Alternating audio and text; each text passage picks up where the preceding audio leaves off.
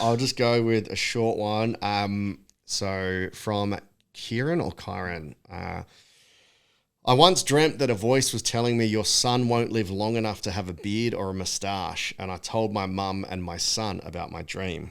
He passed away in a few months, but before the symptoms appeared, the illness I dreamt, a Japanese man was trying to check my son's aura, but he couldn't because my son was giving out electrical shocks. So in the dream, I see a coffin and my son standing beside it, and my mum tells me in the dream that this means death. I fight with her saying, you're always so negative. Within 20 days, my son died, and 3 days before his death, he had non-stop full-body convulsions, which was shown in my dreams as the electrical impulses. The coffin was a sign of burial because I believe in cremation, but my son sought to be buried. Oh, that's... It's a premonition. Oh, yes.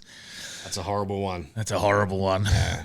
All right, because I'll read one as well. Yeah. I'll read the one that I was telling you about. So I was reading them prior to the podcast to be prepped. Maybe we just smash these out now and then we get into the other ones later. Rather than okay, cool. Yeah, we'll start with some ghost stories. Now, one of them I was reading and I stopped reading halfway through because it was so fucking good, and I actually wanted the rest to be my reactions. Yeah.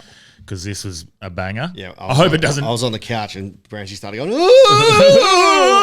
was like, we started jerking off. I was like, that is so good. Jerking off or scared. All right, now I've upped this. And that haunted house skit we did holds up, man. That's still a good skit. So good. I'll put it out. Yeah. I think we got a few messages, people saying, go on. Yeah, go on. That is, I honestly think that's our best ever skit. Go on. All right. Okay. I hope it holds up. I hope the second half isn't a letdown. Yeah, well. But authentic reaction. Like a West Coast Eagles game. Okay. All right. My granddaughter was about 4 or 5 and she was having a sleepover at Nanny's and Poppy's. She is allowed 15 minutes of TV before 8:30 p.m. She asked to watch Peppa Pig. Before it started, she said to me, Nanny, I miss my sisters. I told her she doesn't have sisters as she's an only child. Upon telling her this, she got a little angry and said, Nanny, I do have sisters, 3 of them, but they died.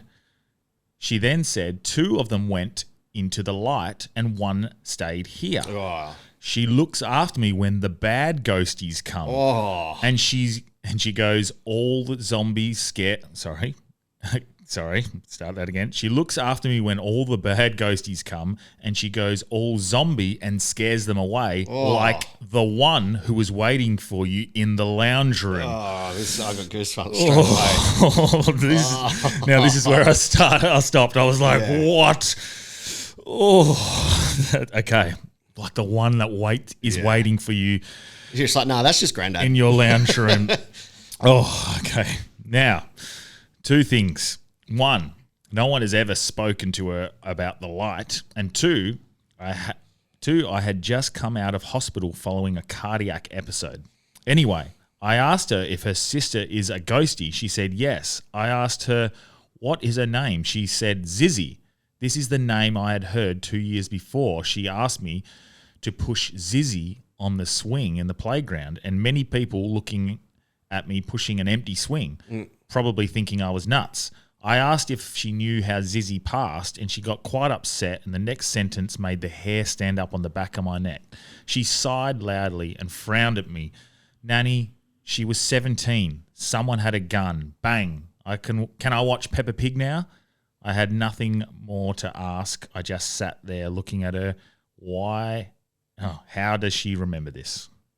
Now, I don't know the context of the 17-year-old girl, but who is that?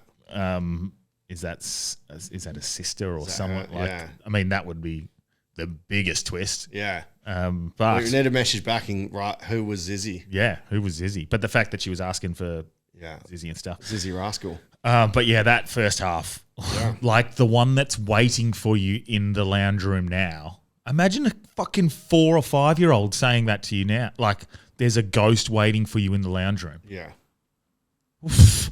I don't care if it's real or not. A kid saying that to me would freak me the fuck out, and I'd be gone. I'd be running. Yeah. Oh, there's something about kids. They get Rewind. adopted into a child trafficking. All right. This is from Angie. Rewind back to 1989. My boyfriend dropped me off at my parents' house. I went inside straight to bed. I woke up in the middle of the night from a dream that he had a car crash and hit my passenger side door. I felt uneasy, so I got up and rang him, but no answer.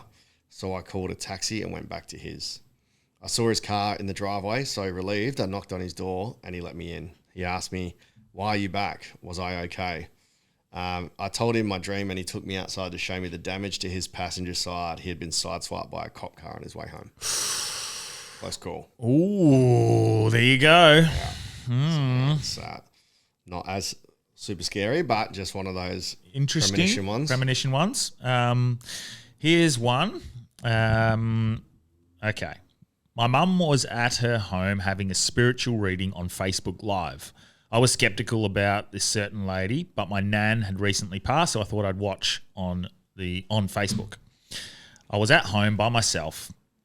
As the lady was speaking, my nan came through.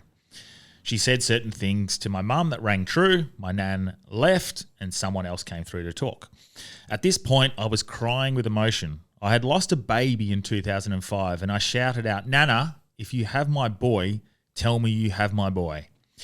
A minute or two passed and the spiritualist said, "Oh, your mum's back.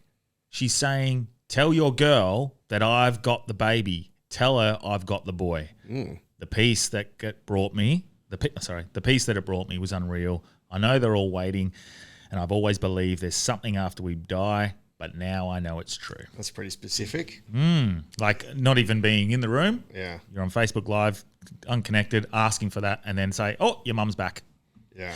And I'm here for it now. I'm sure there's charlatans, but there's people like Thelma who have had on, and he's coming back on to do you, which is I'm excited to see her reading it for you. But Thelma, like she's bang on. And David the Medium, you know David the Medium? I know David the Large and David the Goliath. Is that what they call him, the guy that beat Goliath? Like David the Medium, he is compared to the Goliath. He's only little. Oh, well done. David the Medium, he's quite a big one over east. He does tours, there's like stadium tours. He hit us up. He was going to come on, but he's only here he's in and out that day, so he'll coordinate it better to stay next time. So we'll get him on. But that'd be good. Love a good psychic medium that sort of works. This is one where I'll do that one next. So mum was really sick. She was the heart and soul of the family. She's loving and nurturing and sometimes a little cheeky, but she spent a long time sick in bed, in and out of hospital. Even when she passed, so I'm just summarising because this is Heather. It's kind of long-winded, but was in and out of bed, and when she passed, it was quite sudden. Even though we were sick, we weren't quite ready for it. But during hospice at home, she had a doorbell so she could call her dad if she needed him. So it was really hard on her dad, and she would call the doorbell and the dad would come in and help the mum.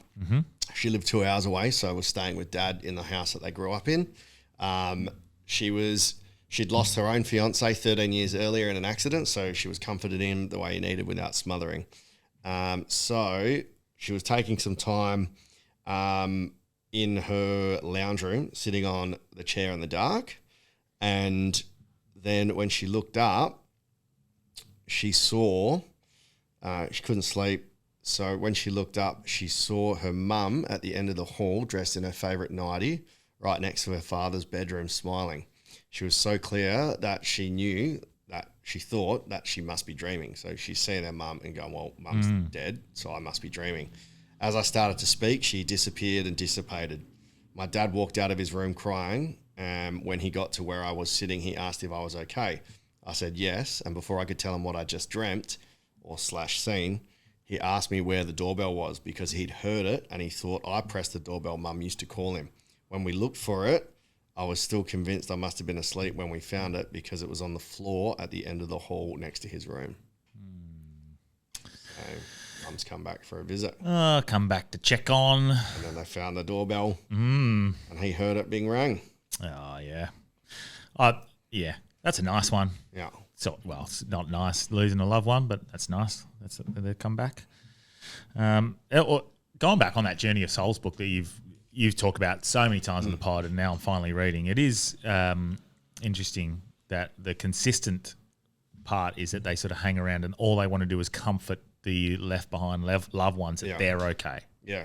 And you can't hear it because you're so grief stricken, you're so closed off. Yeah. That's the interesting thing. They said they can't, and I don't know how it goes as a further on I get in the book, but the people who are grief stricken and not silent and they're very quick to point out the grief is the block. Is that like because of the mental, like the noise, you know? Yeah, not sure. I mean, if you think about it logically, it would make sense. Yeah. Because you're focused on negativity and darkness and grieving. Yeah. You're not open to hearing the light. Yeah, good point. All right, here's another one. Pretty cool. Similar on the premonition style things. Yeah, I got another premonition one here. Cool. My oldest brother died when I was 14 and my other brother was 17. Anyway, fast forward 4 years, I'm 18, very reckless and drunk most of the time, and this one night is no different. I'm asleep in my room. I'm asleep in the room and my now 21-year-old brother walks in and finds me choking on my own vomit, flips me over and hits me on the back. He was playing drums. I eventually stagger outside and fall asleep in the backyard on the trampoline, and a big storm is coming. I awaken to who I believe is my brother telling me to get up. Mum wants you inside, so go in and sleep on the lounge. Anyway, mid-morning, everyone is awake, and I wake up grumbling. That he should have just left me sleeping outside, and he says, I didn't even know you were out there. It wasn't me. I woke up and see you passed out on the lounge. I was like, whatever, but that day went on. I was like, whatever. But as that day went on, we went to hang out the washing, and I seen where I had been lying, there was a massive branch had fallen and snapped the trampoline in half. So was it her other brother that came through that was dead? Or was it you? Cameron Branch. It seems like it was the dead brother had come through to say, told him to move. Get off the trampoline and go get on the couch, because that's that interesting, morning... because wouldn't he want you to join him? Like, nah, stay there. Stay there. Yeah, that's a good one. Okay, and my last one. My daughter, who was 22 at the time, passed away from an overdose at her dad's house. I'm a psychic medium, and I have told the family in December, around Christmas time, my daughter included, that if she didn't stop using, that she would pass. I had a dream. I have night dreams as well as visions during the day, which played like a little mini clip video. And I dreamt that she would drown, in quotation marks. And I found her in a very specific way.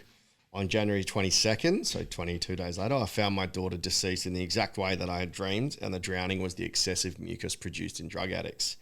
But 3 days after her death, I was alone in my apartment, and I heard a loud bang coming from the kitchen, and there she was, walking towards me with her arms open wide and telepathically saying, Mummy, look, I'm fine. I could see the colours of her clothes, and she was just like I was looking at a person, although she was slightly transparent. It doesn't lessen the grief of losing her, but for her to come back and let me know that she was no longer in horrible addiction was incredible. Feel free to reach out with any questions. I have many stories of things she's done since she passed. To let me know she's still energetically alive, from Valerie. Do you think spirits genuinely hang around, or do you think it's the frequency of that I'm torn. person? It's either resonant frequency, because energy remains, or because there is no such thing as time, they're not hanging around. It's not linear. It's not like it is 1,000 years later they're still there. It's like the imprinted, it's happening at that moment. Yeah, it's the imprinted signature of that person who's there. Yeah. Because I would like to believe, as you'll read further in Journey of Souls, that once we pass, our soul goes back to source, we review our life, and then we come back to learn the next lesson on whatever we need to experience to level our soul level up. Yeah.